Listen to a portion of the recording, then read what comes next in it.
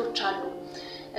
እርዳታ እንደሚያስፈልገን ባለሙያ ጋር መሄድ እንዳለብን መታየት እንዳለብን መታከም እንዳለብን የሚያሳዩ አስጠንቃቂ ምልክቶች አሉ።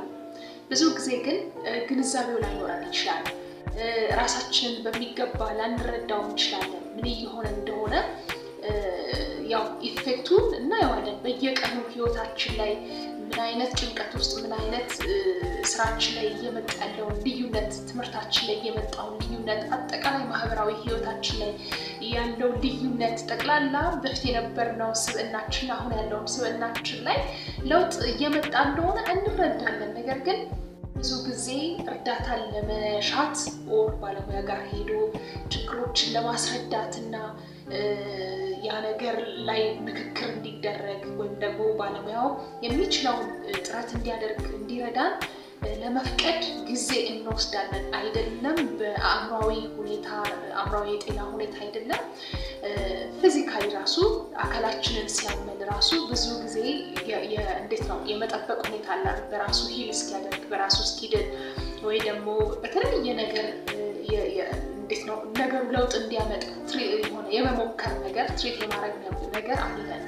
ስለዚህ እንግዲህ የዛሬው ቪዲዮ ለማዘጋጀት ሳስብ አስጠንቃቂ የሚባሉ የአእምሮ ጤና መታወክ ሲያጋጥመን የሚታዩ ምልክቶች አሉ። ስለዚህ እነዚህ ነገሮች ከታዩ በተቻለ መጠን ባለሙያ ጋር ብንቀርብ በጣም ጥሩ ነው ብዬ አስባለሁኝ። ጤና ይስጥልኝ፣ እንዴት ናችሁ? ገነት እባላለሁኝ። በሙያዬ ሶሻል ሳይኮሎጂስት ነኝ። ለዚህ ሚዲያ አዲስ ከሆናችሁ የግምጅ ሚዲያ ይባላል። ግቡ፣ ቤተሰብ ሁኑ። ብዙ የህይወት ጉዳዮች ብዙ ልንመካከርባቸው የሚገቡ ስነ ልቦናዊ ማህበራዊ ጉዳዮች አሉ ብዬ አምናለሁኝ። እናንተም ቤተሰብ በመሆን ይህንን ቻናል በመቀላቀል የራሳችሁን አስተዋጽኦ አድርጉ። አብረን መፍትሄ እናፈላልግ።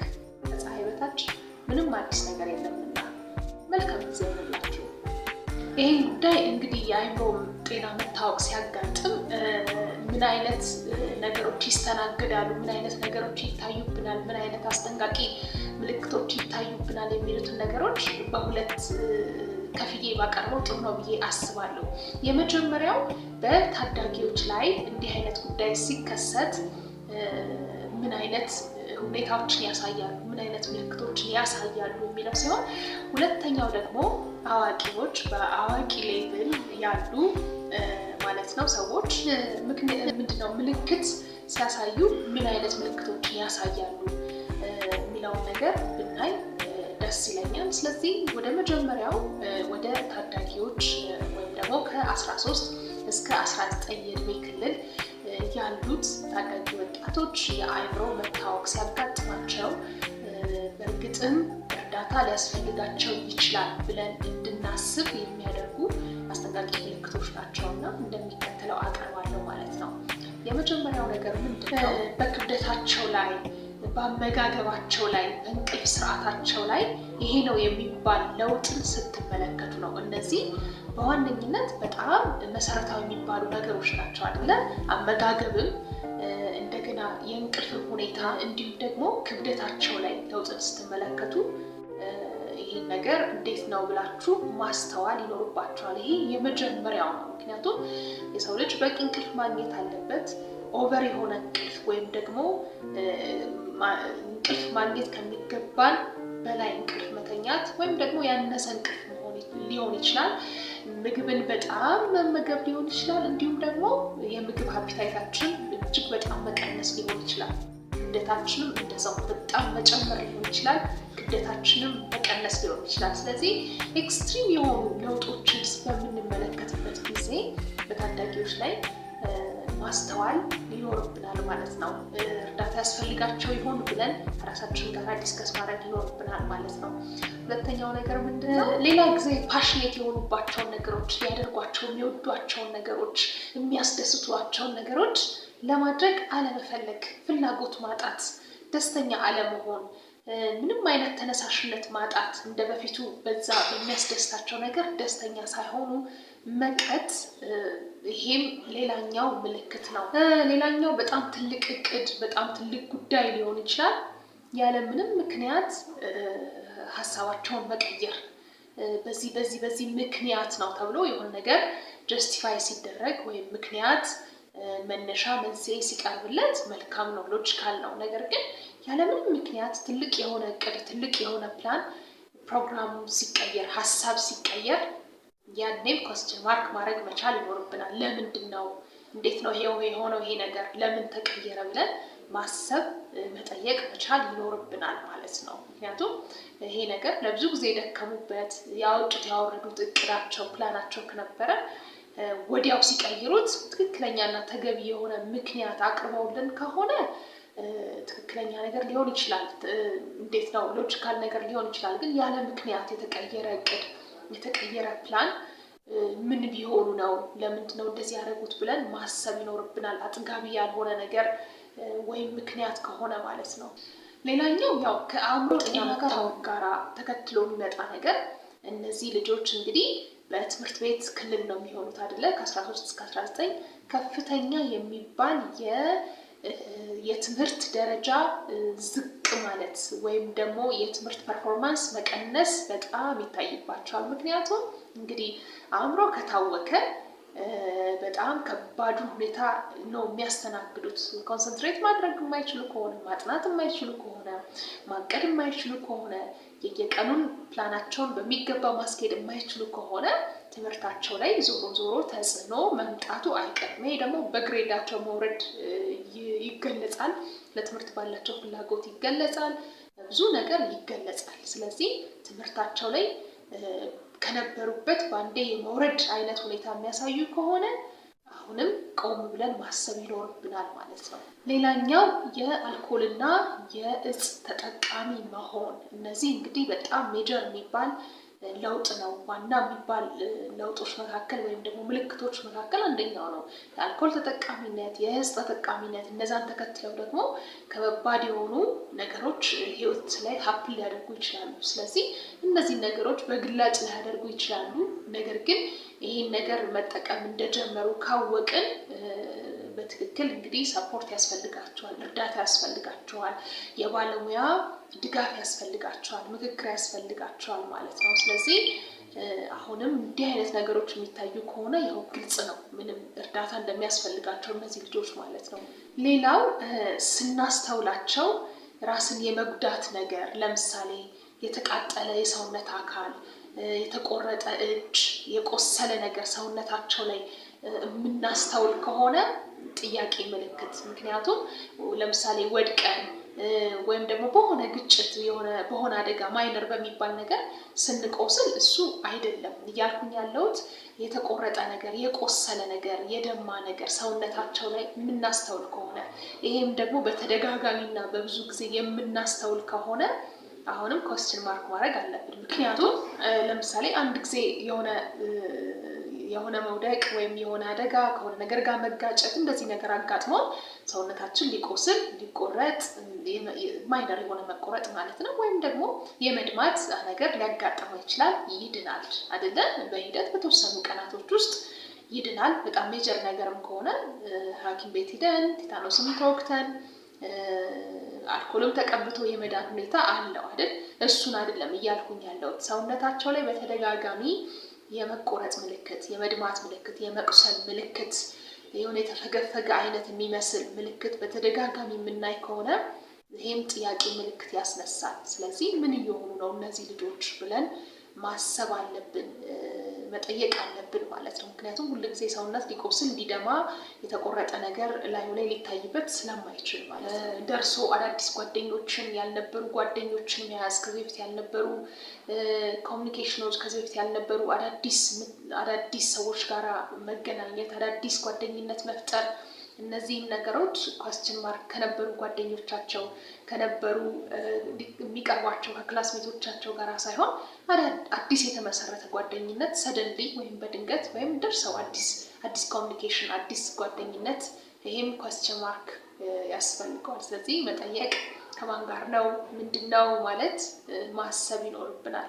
ስለዚህ እነዚህ በዋነኝነት ዋና ዋና የሚባሉት ናቸው። ሌሎችም አሉ፣ ግን እንደ ሜጀር ነገር ወይም መጠቀስ ካለባቸው የአእምሮ መታወክ በሚያጋጥመን ሰዓት ምን አይነት ነገሮች በተለይ ወጣቶች ላይ ታዳጊዎች ላይ ሊታይ እንደሚችል የሚገልጹ ምልክቶች ናቸው ማለት ነው።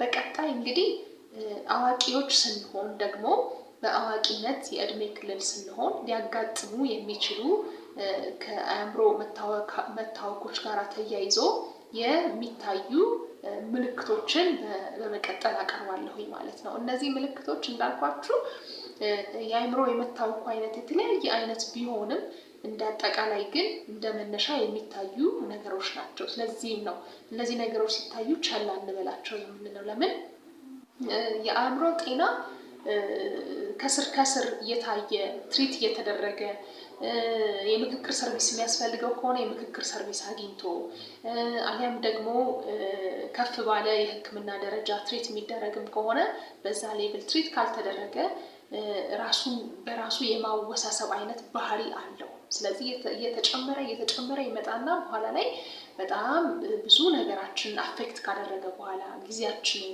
ገንዘባችንን፣ እድሜያችንን መድረስ ከነበረብን ቦታ ከብዙ ነገር አስቀርቶን መሆን የነበረብን ቦታ ሳይሆን መሆን የሌለብን ቦታ ልንገኝ እንችላለን። ስለዚህ ቸል አንበል የምለው ለዛ ነው። ራሱን በጣም የማወሳሰብ ባህሪ አለው።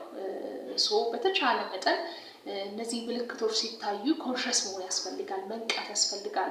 ምን እየሆንኩኝ ነው ብሎ ራስን መጠየቅ ያስፈልጋል። ምክንያቱም የአዋቂነት የእድሜ ሌቭል ላይ ስንሆን ሰምሃው ከታዳጊዎች ራሳችንን የማዳመጥ ምን እየሆንን እንደሆነ የመረዳት በኤክስፔሪየንስም በእድሜም የመብሰል ሁኔታዎች ስለሚኖሩ በትምህርትም ደረጃ በብዙ ነገር የተሻለን እድሜ ላይ ነን ራሳችንን አንደርስታንድ ለማድረግ። ስለዚህ ቸል አለማለት ጥሩ ነው እላለሁኝ። ራሳችንንም ቸል አለማለት እንደገና ደግሞ በዚህ እድሜ ክልል እንዲህ አይነት ነገር ሲታይባቸው ታዳጊ ልጆችንም ቸል አለማለት ይገባል ብዬ አስባለሁኝ። ስለዚህ አሁን ወደ ምልክቶቹ እንሄድ ማለት ነው። የመጀመሪያው ነገር ምንድነው? በጣም ነጭናጫ መሆን እና ስስ መሆን፣ ሴንሲቲቭ መሆን፣ ለሁሉ ነገር ሴንሲቲቭ መሆን፣ ማልቀስ ሊሆን ይችላል፣ ኢሪቴት ማድረግ፣ ብስጭት ማለት ሊሆን ይችላል። በትንሹም በትልቁም ነገር ትዕግስት ማጣት፣ መነጫነጭ፣ እንዳልኩት በብዙ አቅጣጫዎች በጣም ስስ እንሆናለን። በቃ በትንሽ ነገር ስንነካ በጣም ነገሩን በጣም የሆነ ከፍ የማድረግ ነገር ይኖራል እና እንዲህ በትልቁ በትንሹ የመነጫነጭ ስሜት፣ ስስ የመሆን ስሜት፣ የመቆጣት ስሜት፣ በጣም የመጮህ እንደዚህ ያልነበረ ባህሪ የሚታይብን ከሆነ ምናልባት የሆነ እየተከናወነ ያለ ነገር አለ፣ ያልተረጋጋንበት ነገር አለ ማለት ነው እና ቆም ብሎ ማሰብ መልካም ነው ብዬ አስባለሁኝ። ሌላኛው ነገር ደግሞ ለማሰብ አትኩሮት ለመስጠት ለነገሮች ተገቢ የሆነ ምዘና ለመስጠት መቸገር፣ በፊት ላይ በትክክል የምናደርጋቸውን ነገሮች በትክክል የምናከናውናቸውን ተግባራቶች በአትኩሮት የምንሰራቸውን ስራዎች ተገቢ ምዘና፣ ተገቢ ምልከታ፣ ተገቢ እይታ አድርገን የምናከናውናቸውን ነገሮች ለማድረግ መቸገር፣ ትግል ውስጥ መግባት፣ እንደዚህ አይነት ኮንሰንትሬት ለማድረግ ለማተኮር እና ሀሳባችንን ሰብስበን ነገሮችን ለማድረግ ማቃት፣ ይሄም ሌላኛው ምልክት ነው። ስለዚህ እንዲህ አይነት ነገርም ከታየብን ራሳችንን መጠየቅ ይኖርብናል። ምን እየሆን ነው? እንዴት እየሆን ነው ማለት ይገባናል ማለት ነው። ሌላኛው ከዚሁ ጋር ተያይዞ ስራን በአግባቡ መስራት አለመቻል። ስራ እንግዲህ ምን ይፈልጋል? እቅድ ይፈልጋል አይደለ? ፕላንድ ሆኖ መንቀሳቀስ ያስፈልጋል። በደንብ ኦርጋናይዝድ መሆን ያስፈልጋል። እያንዳንዱ ነገሮቻችንን የሚቀድመውን ማስቀደም፣ የሚከተለውን ማስከተል፣ አርጀንት የሆኑ ስራዎች፣ ታስኮች አሉ፣ የምንታዘዛቸው ነገሮች አሉ፣ የሚቆዩ ነገሮች አሉ። ብዙ ነገሮችን በደንብ ኦርጋናይዝድ ሆነን መንቀሳቀስ ያስፈልገናል አይደል? ነገር ግን የአእምሮ መታወክ አጋጥሞን ከሆነ እነዚህ ነገሮች ፕሮፐርሊ ማከናወን ወይም በሚገባው ልክና በሚገባው ሁኔታ ይዘን በተገቢ ሁኔታ ያንን ስራ መፈጸም አንችልም፣ መምራት አንችልም። ማኔጀሮችም ብንሆን ሐኪሞችም ብንሆን የትኛውም የስራ አይነትና የስራ ሁኔታ ላይ ብንሆን ያንን የተሰጠንን ስራ በአግባቡ ለመስራት እጅግ በጣም እንቸገራለን ማለት ነው።